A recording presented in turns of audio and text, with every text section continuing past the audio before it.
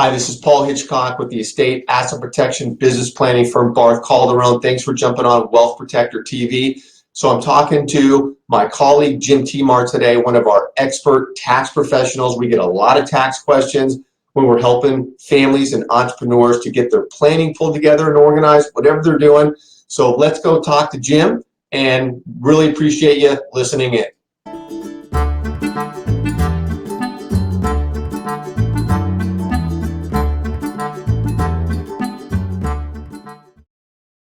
Hi everybody, thanks for jumping on Wealth Protector TV. I'm here with my colleague Jim Timar, who's one of our tax experts. And Jim, we're going to jump right into a very hot topic, limited liability companies and the taxes associated with them. We have a new tax law. People are kind of getting fuzzy on the rules.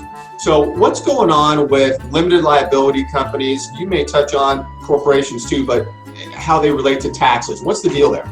So to keep this video short, there's a lot of information there, but specifically regarding the taxes. So an LLC is treated as a pass-through entity, which essentially means any taxable profit passes through to the partners of that LLC, prorated at whatever allocation is assigned, in their operating agreement.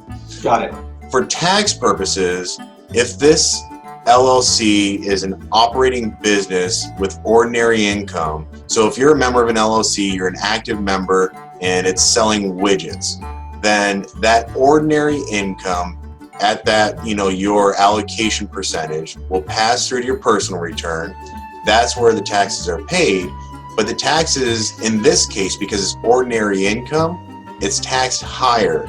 So the reason being is the profits from an active income from an LLC is subject to the self-employment tax. So the self-employment tax is roughly 15.3%, consists of Social Security and Medicare taxes. So it can be kind of a killer depending on how much profit you've got coming through there.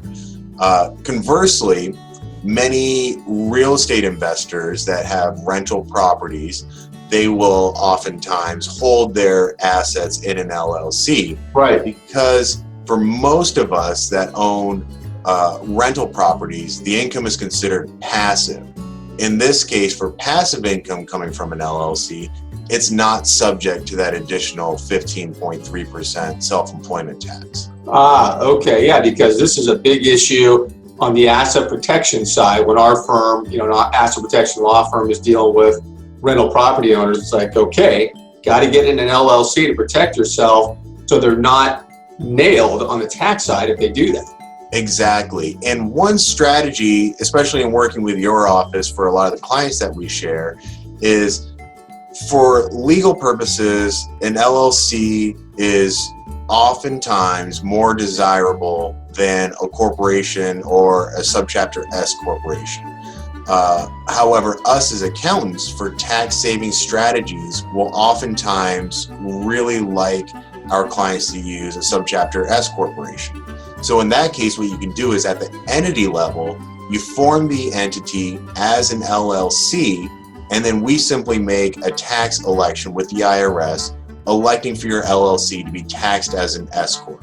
And then that way, with S corps, there's different benefits. There's also some different hoops you got to jump through, but oftentimes it can really reduce the 15.3 self-employment tax on the profits.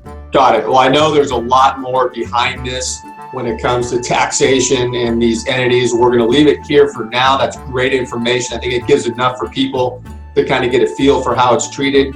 Always reach out to us with more questions. But Jim, thanks so much for jumping on. Appreciate it. Absolutely. My pleasure. Thanks, Paul. All right. Talk to you soon. See ya.